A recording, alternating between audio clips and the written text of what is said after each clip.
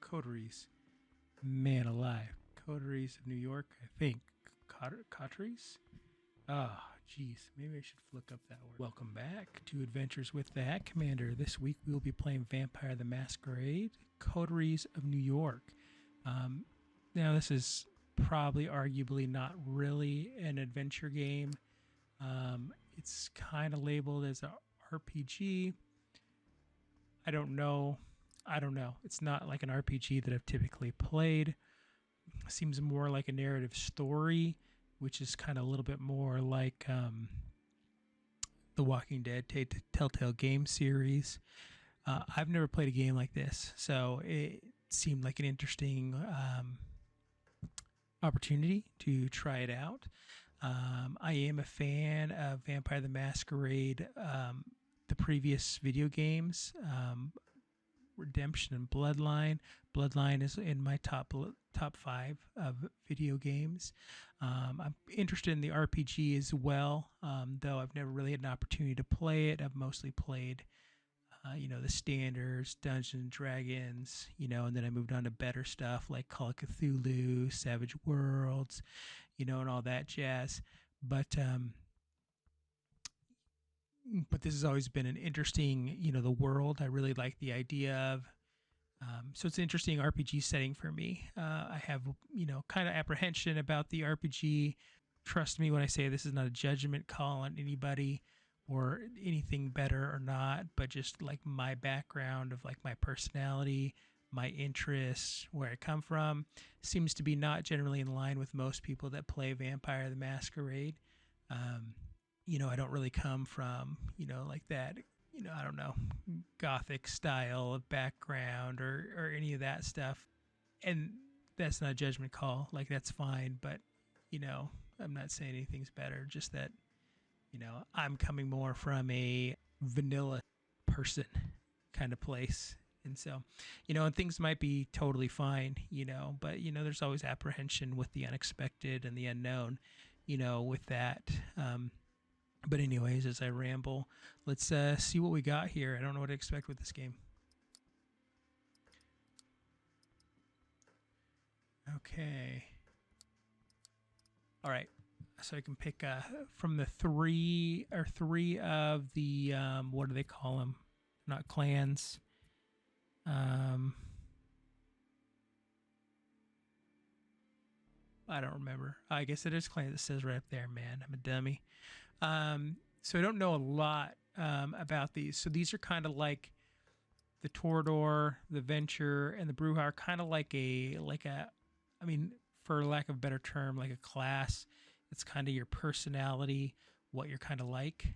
So I'm very, surface level knowledgeable about Vampire the Masquerade. Brujah are more like the bruisers of, that's where you'd really kind of find, there are all sorts of things, anarchists, bikers, things that you kind of are more prone to like violent nature now that I've made all those people upset. Or maybe not. They're maybe like, yeah, totally. The Toreador are more like the, I guess it says here what they are, but they're the artists. They're the people that are typically more crazy, eccentric, etc. They usually have some sort of mental health problems. No, man, can you believe this idiot? Yeah, I know he said he didn't really know Vampire the Masquerade that well, but he doesn't know what he's talking about. So the Toreador are not crazy. That's the Malkavians. The Toreador are artists, socialite, those kind of people. Malkavians are more the eccentric people with mental health issues, etc., who can make for some interesting characters. I forget about the Toreador when I think about the clans in Vampire the Masquerade, but just thought I'd issue that correction. Thanks. The Venture, like the management class, like they're the bureaucrats. They're the ones that try to maintain the Masquerade, so the Masquerade is the idea that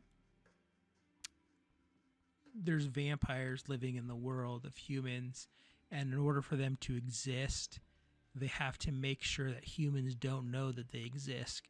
So the masquerade is covering up their existence, and so it's really kind of this legal, you know, limitations on what vampires can do, because if vampires just went and did whatever they wanted, everybody would know that exist, and the humans would all band together and kill them.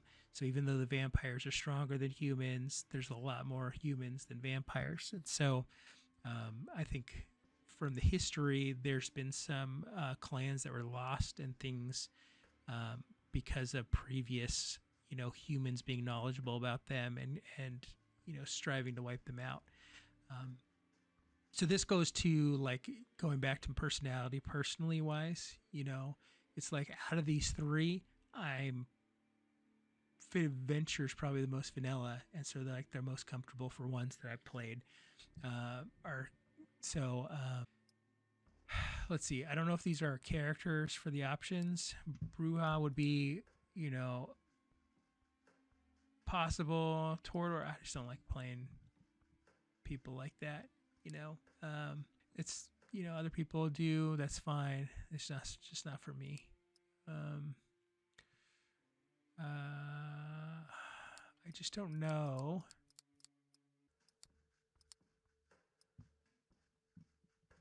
All right. What's the name that we could pick? Something semi-unique, but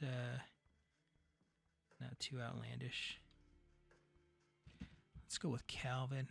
Get some Calvin Hobbes action going here.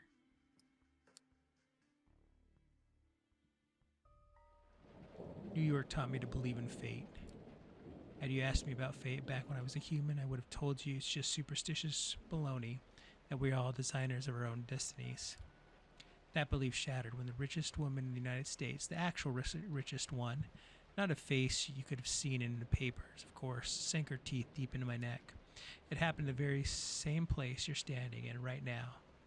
By the way, fate, you decide. Please, there's absolutely no need to be hostile. Just listen a little longer. See, my mistake was that I flew too close to the sun. It makes sense that my punishment was to never see it glow again. I was incandescent myself. I was hot stuff. I had it all. Money, looks, confidence, connections, men, women, a career, and a spark in my eye. The one you need to be born with. And that's when someone far more powerful than me saw my radiance and thought that won't do. She robbed me of the light erupting from within and gave me a subtle, enduring gleam in its place. She decided that would fit me much better. She was a 9th generation kindred, just like you, an apex predator. She probably enjoyed teaching me the peak of human excellence, my real place in the food chain. It's such an eyesore when you look at some loudmouth braggart and see them for all they really are. The temptation to teach them a lesson can be unbearable, right? Well, my sire's lesson was a lesson about fate, a message saying you're eternally doomed to be at the mercy of your sovereigns. It almost drove me to destroy myself. What saved me was the ability to reinterpret her teachings. Hers wasn't a message of doom, it was a message of hope. Fate exists, and one can shape it if given the right tools. My sire didn't believe my tools were fitting for the job. She considered them toys, and me just her amusing subject. Well, she's deader than dead now, and I'm still here, standing right where she stood when we were first met. You might have wondered how I've learned about your arrival to JFK Airport. My answer is, of course, destiny. As luck would have it, today happened to be a day some of my associates were inspecting the coffins. Driving you here straight from the plane and having you wake up in such an unfamiliar place was a little desperate. I do apologize for it. But it is so rare for you to visit New York. 3 times in the last 15 years, was it? And you're never eager to inform me you're here. I understand you still have that meeting on 53rd Street later tonight, so I'll provide a comfortable transport. I value our relationship very much, don't get me wrong. But it's precisely because I value that I'm going to ask you to repay the favor you owe me. You're the only one I trust to do the job well and without attracting attention. You might think I'm crazy asking you to breach the rules of our society like this. You might think it's impossible to get away with it unpunished. But this is New York, and I don't know about other cities, But this one, fate really exists. And right now, it's smiling in your favor. This is how it begins.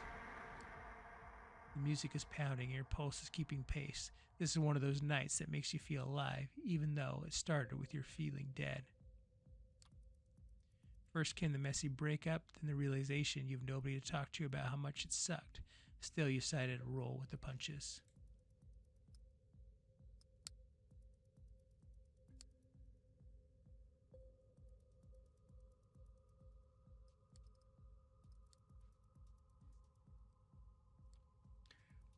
One Facebook search for local events later, and you found just the thing for your malaise.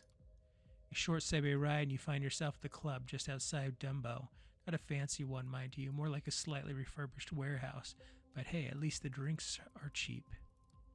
The GJ seems to really know his stuff, too, alternating between cutting edge industrial techno and classic Detroit crowd pleasers, expertly feeling out everyone's mood. An hour passes, then two. Usually you feel awkward coming to a place like this alone, but tonight you find something soothing in joining the crowd, blending in, even as you allow the beat to take over. Sweat, yours, other people's, soak through your shirt and pants in a matter of minutes. A thought pops into your head. This is unsanitary. From the outside, the fully packed club must seem like a stuffy, smelly nightmare, but here in the thick of it, it becomes exhilarating. No. And you're not even on a pill tonight. I'm telling you, vanilla. Sounds awful. There's this Latina chick whose curves are accentuated by the light dress clinging to her body. She keeps bumping into you.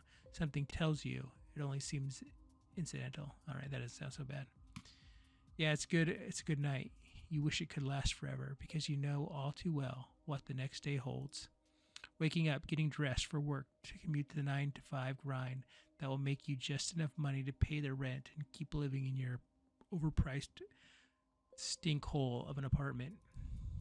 And with Jessica moving out, it'll all be coming out of your pocket.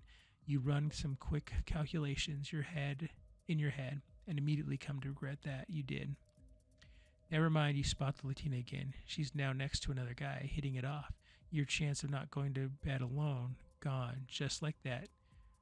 Frick. Your mood temporarily shoots down. You leave the dance floor and stumble your way to the filthy bathroom. You take a look in the mirror and start to wash your face obsessively. Over and over again, a voice from the past echoes in your mind. Jessica, I've never felt like this with anyone. Seriously, I mean it. I feel like all my relationships up to this point were test runs, a stinky way to compensate for my low self-esteem. But this feels right, finally. Shut up, Jess. This is the craziest frickin' day of my life. Gosh, I need a smoke. Pass me a light. What do you mean? Cops took the lighter. There's one in your mouth. Just shut the heck up. This is not you. Not anymore. Oh, frick off. This is so like you, acting like some sort of Clint Eastwood wannabe when I really, really need you to open up. I'd rather be Clint Eastwood. You think you're impressing people with this tough guy act? Frick you. I know how broken you really are. You need therapy. Yeah, now that sounds like the Jessica of today. You raise your head and look in the mirror. You try to smile, but all you can muster is a self-pitying grin. And there she is, the Latina from before. She says you look like you need a drink. You hesitate for a second or two, and then blurt out a surprisingly enthusiastic yeah. You start to talk. It quickly becomes evident that she's into politics and you are eager to please. You might be a corporate drone, but you spend a lot of evenings reading theory, actual theory, not bastardized Twitter cliff notes, and organizing for all manner of causes online. Status quo sucks. There must be something better, she agrees. Oh, great. You're just going to form my political theories here. You seem to subscribe to the same progressive political theories, gag, have compatible ideas about the DSA's missteps, even watch the same YouTube channels. Your goals are aligned. Sounds boring. She's a bit more radical than you have guessed. You attend a few rallies to a few protests. Oh, this sounds awful. This guy sounds like a pain in the ass. This girl sounds like she broke her share of faces and kicked more than a couple of cops in the nuts over the course of her activist career. Her zeal is infectious. She taps into pent up anger that you didn't know you had. The noisy club stops working for you both, so you hit the streets. Just as you're leaving, the DJ starts playing all the things she said by the tattoo, of course. You chuckle to yourself, trying not to slip into a bad headspace. She chuckles along with you. It's chilly outside, but soon enough you find yourself too invested in listening to the girl's voice to care about anything else. You realize you've been holding hands for a while. The subway car is empty, save for a stoic middle-aged couple and a drunk staring intently at his own feet. Plenty of room to stretch out, and yet she sits right next to you. I hope I'm going to be able to make some decisions in this game. You can feel her thighs pressing into yours, her breath on your side of your neck. Maybe it's the booze talking, but you distinctly hear your voice asking if she'd like to crash at your place. I've got a better idea, she says. At this point, you're down for anything as long as it lets you spend just a few more minutes with her. She takes you to a sleazy motel in the Bronx, trading a few words with the balding, tired. Coach going back, he wasn't actually reading political theory if this is what he was doing. But, whatever. Tired looking guy at the front desk. He hands her a key. Still holding your hand, the woman leads you up the stairs. The room you end up in is almost comically stereotypical, complete with flaking paint and a sticky floor. Not that it matters, though. The moment you step through the door, she's on you. I try to take the lead, but she's having none of it. Before you know it, you feel the rickety bed pressing against your back. It's sloppy, fun, fierce, and not once does she lose the initiative. Your hands reach under her shirt. Strange, it didn't look like she was cold outside, but now her skin feels eerily cool. As if sensing your confusion, she slaps your hand off of her. She kisses your neck. You are overwhelmed by the sensation. Darkness. The taste of liquid fire and smoke in your tongue. Her voice saying, "Sorry, kid, I did what I had to do to leave this city in one piece. But don't worry, with my blood and your principles, you're going to do just fine." She slams the motel room door behind her. She leaves. You lie helpless on the soiled, pungent mattress for some time, minutes, hours, before you can focus enough to try and piece together your evening. It hits you, the big hunger. It grips you by the throat, makes you inside shrivel in terror. It's an all-encompassing emptiness that throws you all on all fours. You crawl for a while, squirm on the floor in sundering pain, then jump off your feet and bust out the door. You black out. This isn't the room you saw when you last closed your eyes. Somebody cursed at you, a small naked buff dude holding a short leather whip. Whoa, what a goofy mother effer. He throws a punch. He yells out several slurs. He hits you in the jaw. You black out again. The guy isn't moving anymore. There's blood on his neck. There's blood on his arms. There's blood on the floor. There's blood everywhere.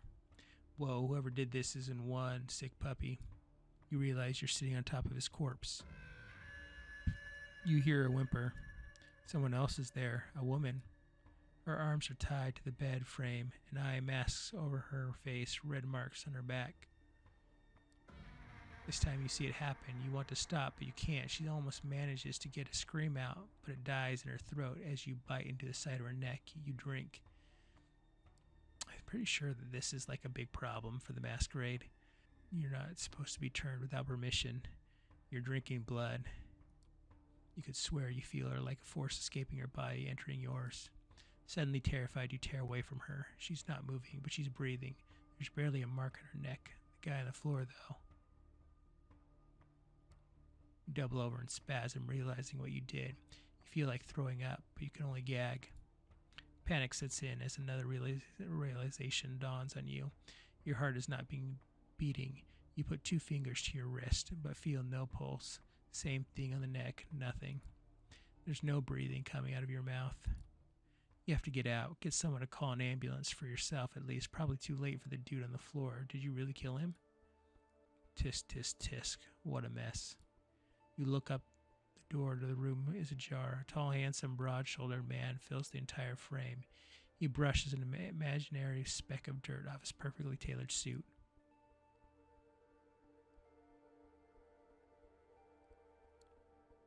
Hey man, you gotta help me call 911. Right, because you just got through being like, oh, We kicked police in the balls, but gee, now we need them now. So that you get arrested. I mean, just make up your mind. It's like one or the other. I don't give a crap, but like be consistent. So you get arrested and reported as a jail suicide within the next 24 hours because that's the only way this plays out, son. He surveys the room, not moving an inch from where he's standing. He shakes his head in mock concern. Murder, assault, that's 25 to life. You're lucky, but since you're not, it's a death sentence. Takes a glance at his expensive-looking watch. Lucky for you, it's been a slow night. Otherwise, I might not have gotten here in time. Come on, the sun comes up in a few hours. You don't want to be around here when it does.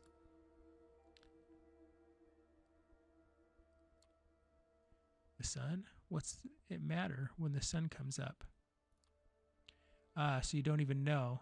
You should be glad I got here before you made yourself scarce. The man approaches you and starts talking. His tone remains unnaturally calm. Oddly enough, you find it both soothing and slightly unnerving. Now listen to me. I know this is all new to you, but I've dealt with hundreds of strays like you, and going by experience, they tend to fall into two categories. First, there's the smart ones who carefully obey my every word and don't try to pull off anything stupid. I always get them where they need to be, safe and sound. And then there's the dumb ones, the punks who thought they'd take me on, the wise guys who try to contact somebody secretly and without permission, the troublemakers who try to run off or make a scene. I mean, it sounds like what we just described previously for my character. None of them got their destination in one piece. In fact, most of them never reached their destination at all. His voice becomes slightly bored and monotone. You can tell he's given this speech before, likely dozens of times. You see, while I generally consider myself pretty smart, I'm also a Mets fan. It's my one true weakness, one that's inspired me to come up with a three-strike system when dealing with pups like you. If you get on my nerves once or twice, well, I understand. Not all of us perform well in stressful situations. But cross me 3 times and you're out. No excuses, no forgiveness, no mercy. As he's talking, he slowly approaches you, adding a bit of a theatrical swagger to his walk. Eventually, he leans in, deliberately invading your personal space. You realize it's a test. He's daring you to do something about it. 3 strikes and you're out. Say, I understand, sir, now. You've never been too eager to bend the knee to anyone, but this is something else. This man's very presence instills a primal fear in your heart. I don't know why I want to put up a fight. I understand, sir. Glad we have an understanding. Moving on. If there's anyone you'd want to inform of your current situation, tell them you're all right. He flashes his fangs briefly, and for some reason, the sight sends a chill down your spine. There's something very wrong about him. Someone closest to you? Why? I don't want to tell her. Why? She's my ex-girlfriend. Who gives a crap about her? Jessica, my ex-girlfriend, she kind of hates my guts, but yeah, I suppose it'd be her. Why? Like, move on. The stranger gives you a puzzled look and decides to prod further. The closest person in your life hates your guts. This time something resembles a lot of pity. He turns his eyes to the corpse on the floor. When it rains, it pours, I suppose. Well, if you'd like to ruin her day and let her know you're all right, give me her phone number. I'll have someone take care of it, discreetly, of course. You hand him your smartphone so he can copy the number from your list of contacts. Thank you. This will be useful in illustrating my next point. Instead of giving you back your phone, the man hides it in his pocket. From this point on, you are subject to different laws than ones you grew up under, and you'll be watched by many eyes to ensure these laws are respected. You're forbidden from letting anyone know you're still alive. You're forbidden from showing your face anywhere. They know you. If anyone comes looking for you, it's over for both you and them. He interrupts his monotone resuscitation and stares deep into your eyes. So unless you want your girlfriend to end up at the bottom of the Hudson, I'd suggest you cooperate. He proudly displays his fangs again. You've put Jess in danger. Gall, darn it. Why do you care? Why would you want to see her again? I can only hope that you care for her enough not to do anything selfish. His words are meant to imply otherwise, but by now it's obvious he hates your guts as much as you hate his. He's itching for a fight, and you're almost willing to oblige. All right, I think I hate my guts too, so far. I think that's enough lecturing for today. We're in a bit of a schedule here. Now, I don't need to hurt you, but I can do so in a blink of an eye. Just so that we are clear, I have the authority to end you right here, right now. This is not an idle threat. So are you going to play along, or do we have to do it the hard way? You weigh your chances, but it doesn't look promising. The guy's fit, determined, and looks like he means business. You, on the other hand, are confused, exhausted, and on the verge of a panic attack. Yeah, fine. I'll go with you. He almost looks disappointed. A wise decision. Follow me, please, and close the door behind you. Take one final look at the woman who's just coming to at the body on the ground. This is effed, absolutely effed. You pull the handle and close the door. The man leads you downstairs. You contemplate signaling the bald guy at the front desk, but he's too busy watching some 90s action flick on a small, ancient-looking TV. He seems totally oblivious to your presence. You hear a dejected Jean-Claude Van Damme say, "I just want to go home," as you're walking by. Your would-be kidnapper stops by the door and addresses you before opening it. I know what you're thinking. You're thinking, as soon as he opens the door, I'm making a run for it. Maybe I can outrun him. I'll save you the trouble. You can't. You can either get inside my car and I'll get you to where you need to be, or you can try something stupid that you'll regret later. Do I make myself clear?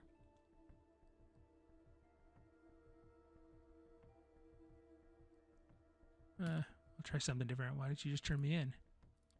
Because no one would benefit from that, and besides, I have my orders. He opens the door and gestures to a black Cadillac Escalade parked right outside the building. After you. Following the strange instructions, you make your way to the car and get to the back seat. The door locks behind you. Inside the Cadillac, it's almost entirely dark. The side windows seem light-proof. The man gets in the driver's seat, starts the engine, and drives away without another word.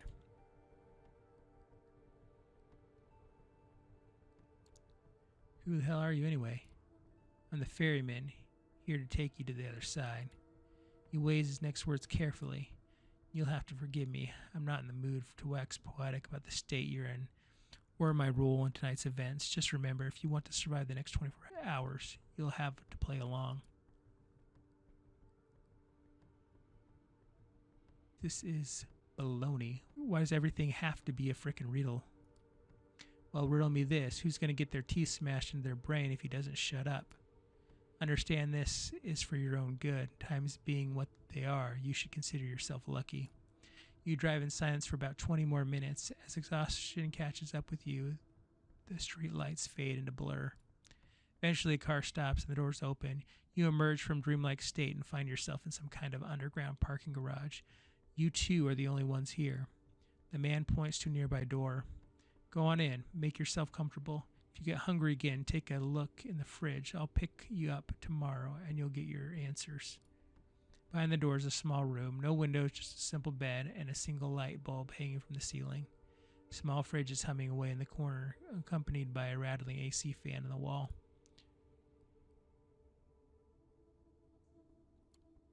Guess I got no choice but to trust you. It took you this long to figure it out? Remember, when I said you were lucky, I meant it. See, my job is to get rid of problems, but I'm not always this polite about it. This time, I was specifically told to mind my manners. So believe me when I tell you, considering how this night could have turned out, being stuck in here for a night is a really good deal. Now get in, or I'll throw you in. You step inside, the stranger nods. Good night. Close the door behind you. It looks sturdy, but as he's locking it, you notice claw marks all over. Look like some previous guests weren't satisfied with their stay. You decide not to dwell on it and check the fridge. There's a single plastic bag there filled with red liquid. No label. Tomato soup? You feel sick to your stomach. Best to leave it for now. You lie down on the bed. It's a simple mattress on a metal frame. You can't help but think it looks exactly like the one back at the hotel with the bound woman. Oh, right, you killed a man tonight, or did you? Maybe none of this is real. Maybe it's all an elaborate prank. The girl at the club, Jess, might have put her up to it. The tall guy's clearly in on it, too. Now she's back with them, and they're all laughing their behinds off. You don't know what to think anymore. Your mind races, but you're too tired to keep it going. Finally, you tense up one last time before drifting away in oblivion. You wake up. That in itself is a surprise. You barely remember When you drifted off, it didn't feel quite like sleep, more like plummeting into an endless void. You imagine that's how death feels like. The room is unchanged. The lamp is still on. The AC lamp is still on. The AC is still rattling. The refrigerator is still humming. Take a look at your watch. It's almost 9 p.m. You've slept for 17 hours straight. Man, that'd be long sleep. Maybe you died. Your breath is gone and you feel no thumping in your chest. Does that qualify as dead if you're still conscious? You're not sure about that, but you're certain about one thing. You are hungry. It's not your stomach rumbling, though. It's a need that starts somewhere in your abdomen and spreads to your chest, throat, and back to the head. You open the fridge. The bag is still there. You take a closer look at it. If it's soup, its color and texture are off. You pull the cork out. Take a whiff. You recognize the smell immediately. Holy crap. There's no mistaking it. It's bagged blood. The smell is faint, and you remember some situation in the past where you found it nauseating. But now it's not almost. It is enticing. Ooh, choices. Do I want to embrace the vampire? Yeah, why not? Feels wrong, but right now there's barely anything in your life that doesn't. To heck with it. You pour a bit of liquid into your mouth. It tastes bland. It reminds you of cheap supermarket juice. Just enough flavored registers what it claims to be on the box, but nothing like the real thing. Nothing like what you had the last time. You swallow it. Somehow you don't feel sick. In a weird, messed up way, you can't help but think it feels nourishing. You take a few more sips and then just another one. Suck on the bag a little more. Eventually you find that you've emptied it entirely. All you look at in the info pressed into the side of the bag, 450 milliliters of it. Even with its blandness, you still feel like having more. You realize your body longs for that intoxicating high you felt when an image of the corpse crossed your mind, causing you to wince. What have you become? You try to piece your thoughts together, make sense of it all, when you hear the lock click and see the door open. Standing there is a well-dressed stranger you met yesterday. Immaculate suit again. That predatory look like a hawk on a hunt. But somehow more relaxed tonight, so like a tamed hawk, maybe. Good evening. Slept well. He notices the discarded emptied bag. I see you had a bit of a snack.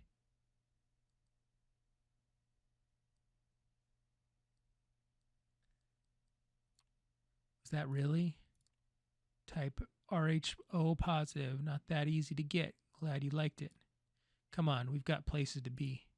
The car is humming in the empty parking lot just outside the door of the cramped room. You have spent the day in. The man motions to it, politely, but with a stern look on his face.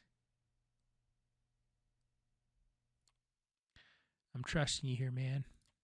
I'm touched, sincerely. Take the back seat again. The door is locked. The stranger takes the wheel and starts the car.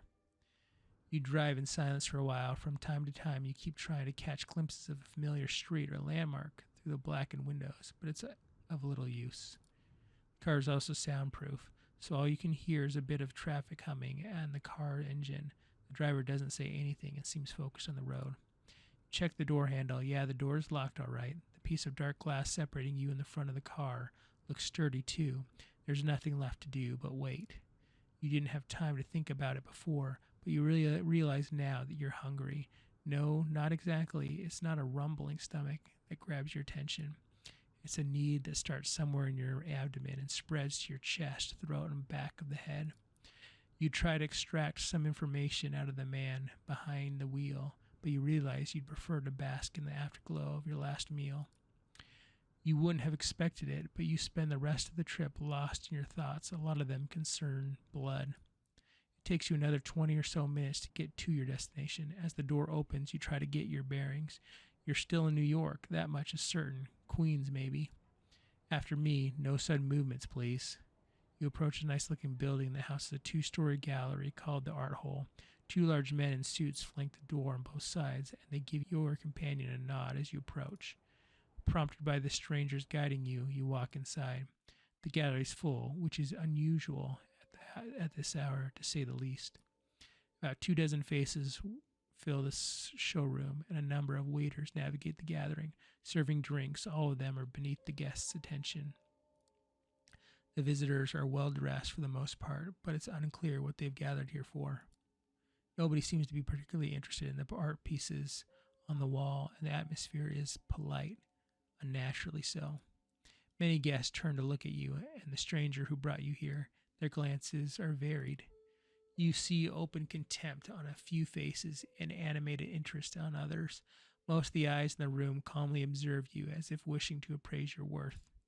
The last time you felt like this was at your previous job interview. It was like being a piece of livestock inspected from all sides for an imperfection so your wage could be haggled down. It was dehumanizing and made you feel dirty. Well, because you're a pathetic person.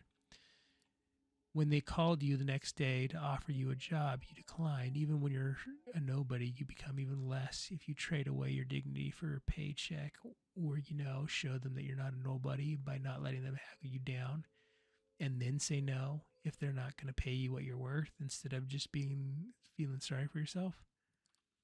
The memory makes you feel warmer inside even now, although the state of your bank account never did. I doubt you feel warmer. Good evening, Kadir. And to you, child.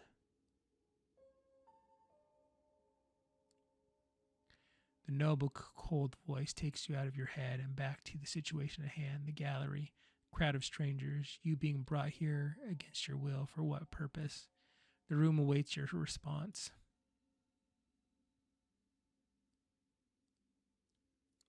Good evening, miss. You're addressing the Prince of New York City, Helene Panhard, child of Michaelia. Thank you, my sheriff. Okay, I was wondering if he's the sheriff, but I am capable of introducing myself. She is somewhat plain-looking and doesn't seem to possess a great deal of charm, but still the entire room is intently focused on her voice. She has influence over these people, that much is clear. You may address me as Prince, child. I realize your introduction into unlife was abrupt, and I understand your sire left shortly after. The rule of our society dictate I punish you both for this transgression. Right. A murmur of agreement, maybe, can be heard from the gathering audience, but I am willing to listen to what our loyal sheriff has to say about the circumstances of your embrace first. You decide it's best to stay silent and listen to the whole situation unfold. Feels like you're out of your depth here. Shall we begin? You're about to be judged by the court of New York City. Kadir, please tell us how you found this fledgling and what happened on your way here. Court, Prince, is this some kind of secret society? Make-believe? A trusted informant who has chosen to remain anonymous at this time tipped me off about a suspicious kindred appearing in one of our domains. Upon investigating, I found them gone, but this fledgling remained in their place. The hunger made him savage, a prostitute and his client in a Bronx brothel belonging to one of the ministry. I've already spoken to Sansariq about this and made sure it'll blow over. Regarding the fledgling himself, surprisingly enough, he offered little resistance last night and cooperated on our way to the safe house. I was pleased to not have to force his compliance. We had a quick chat, but wishing to appear here post-haste, I urged him to join me, which he did without struggle, again a pleasant departure from my usual routine. His thirst partially slacked with the bagged blood we kept in the safe house. We had a pleasant enough drive here. The story ends with us arriving at Elysium tonight. All eyes are on you again. You take a special interest in one of the faces. It's a beautiful woman with curly, almost blood-red hair and a dress to match. You see her whispering to some bespectacled man with an absent-minded look on his face. Who is she, you wonder? Thank you, Kadir. I take note of this fledgling's behavior and will take it into consideration later. She turns her attention to you. First, there is the matter of your sire, the person who brought you where Kadir picked you up from last night. Who were they?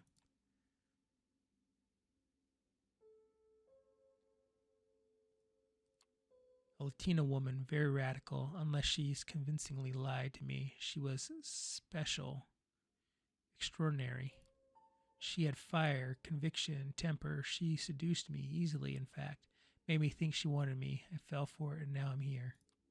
It feels awkward talking to a room full of strangers about what seemed like a random one-night stand at the time. Not to mention that even though that Latina's made an impression on you for sure, her face is already fading from your mind. You realize she never even told you her name. Well, Kadir, does that sound familiar? No, it does not, or at least not familiar enough. I will continue to search after we're done here.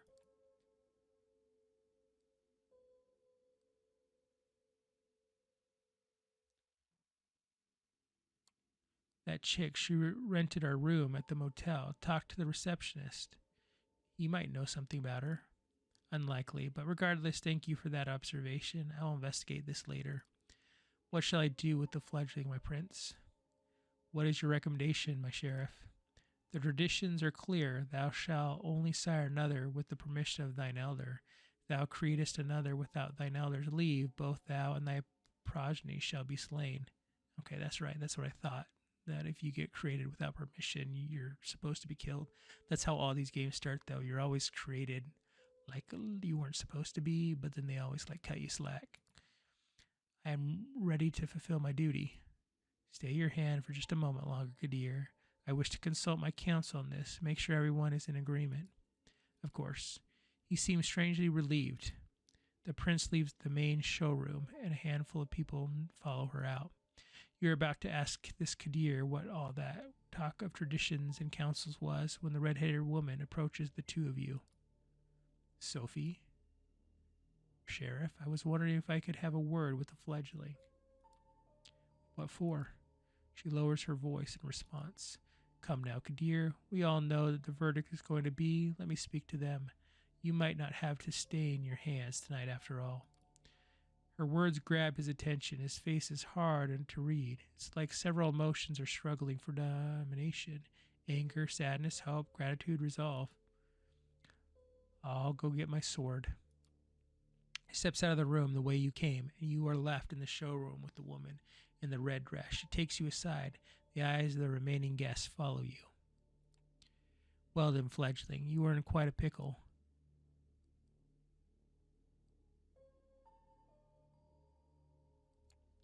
What do you mean? I still understand what my crime is here. Poor thing, this really isn't your fault, but if you want to get out of here in one piece, you need to understand one crucial fact that seems to have eluded your grasp. Last night you became a vampire. Wait, what?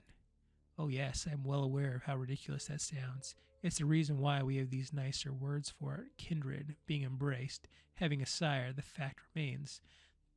The beings called vampires, you're looking at them. They're us. You glance around. Some of the guests are still occasionally looking at you, commenting on you in hushed tones. Many of the patrons are pale, really pale. Most hold glasses of wine.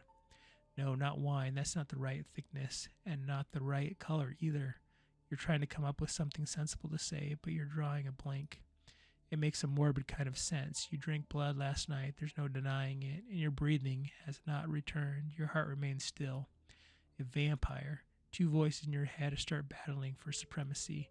One of them slowly begins to put everything that happened since yesterday together, coming to a conclusion that no matter how insane it might seem, nothing but what she's saying makes sense. The other voice just keeps saying, what the F, on repeat. You're surprised. This is often how it plays out by design. Kadir deliberately keeping you in the dark and all. If we do nothing, we will be cut down, as sure as day follows night. But I'm here to offer you a chance, a way out, under one condition.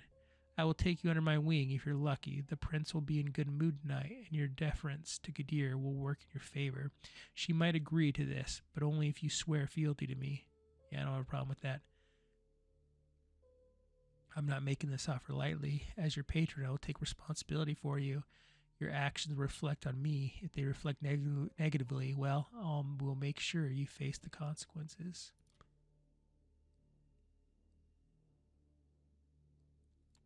Suppose I say yes, what happens then? You survive, hopefully, or not, depending on the prince's whim. I'm giving you a chance, not to guarantee. But if you take me as your patron, I will be your guide in this new reality. You will assist me like a child would a sire. Steps and hushed voices can be heard from the side room. Seems the prince and her counselor returning to the showroom. Kadir appears from downstairs as well and starts walking towards you.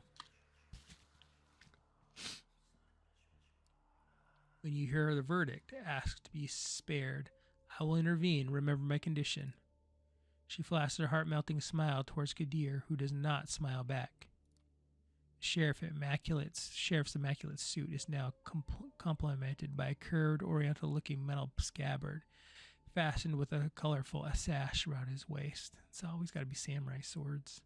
Like, they're all right, but let's get some variety. It would look vaguely ridiculous if it wasn't surprisingly intimidating first and foremost. Kadir takes his place next to you and observes as the prince takes center stage again. I mean, Kadir, is he like probably Middle Eastern? Why doesn't he have like a Middle Eastern sword? Loyal kindred of the New York City Camarilla, gathered here tonight, I have made my decision regarding this fledgling. She briefly addresses you.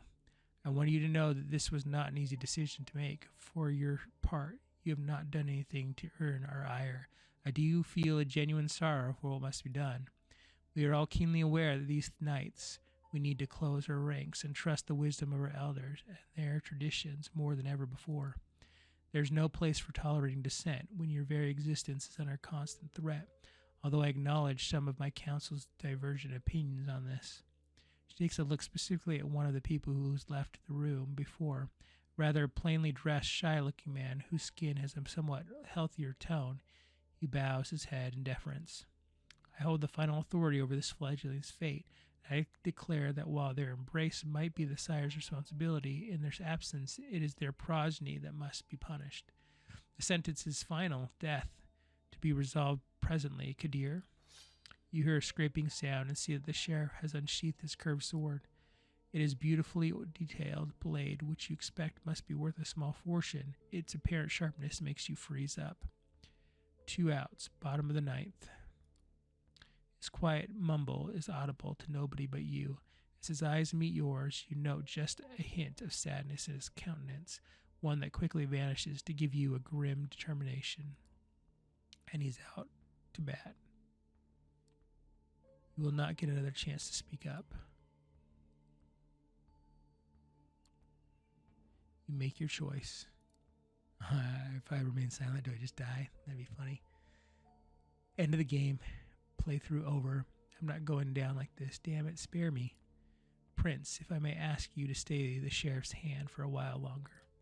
Kadir looks at the prince, awaiting a response. The sword is still hanging above you, threatening to fall at the moment's notice. Is there something you'd like to say, Miss Langley? Yes, if I may. At first, the prince looks somewhat annoyed at the distraction, but she stays quiet for a while, measuring the mood in the room. The bored elite suddenly look at you with aroused interest, some of them dismayed at not seeing the bloodshed, but all intrigued by the unexpected twist. The prince nods. Well, let's hear it. Sophie takes a few steps forward. All eyes are on her now, but Kadir's heavy hand on your shoulder makes it clear you won't take advantage of this distraction. My prince, while the traditions are clear, I believe that the proper context should be observed in addition to the letter of our law. This fledgling is a burden, but with proper guidance, they could become an asset to our domain. Am I to understand you are volunteering to take this sireless child under your protection? Yes, I happen to think they might hold the potential that would be unfortunate to waste. I do expect their full cooperation, of course. Whispers can be heard again, and incredulous voices or two, a hushed, just behead the effer, some suppressed exclamations of surprise. Silence. I ask all of you to make a note of this moment. I might be persuaded to bend one tradition in this child's favor, but another will have to be enforced even more firmly in its stead. Until the progeny shall be released, thou shalt command them in all things. Their sins are thine to endure. Are you certain that it's a responsibility you wish to shoulder, Miss Langley? I'm willing to guide this fledgling and add a valuable ally to our sect in a time of need, yes, but I would like to receive the right of destruction over them if it pleases you.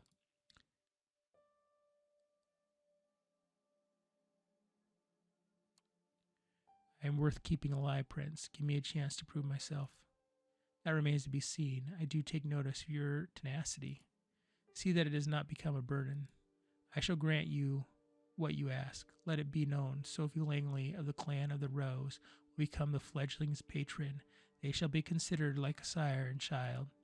Miss Langley will take full responsibility for them, and I grant her the right of instruction if she sees fit to use it. Let my intentions be clear, however. If I am to turn a blind eye to one of my most important traditions on this occasion, I expect it to be beneficial to the Camarilla, substantially so. I hope you find this verdict satisfactory, Miss Langley. Of course, Prince. Thank you. Very well. She turns to you. What is your name, child?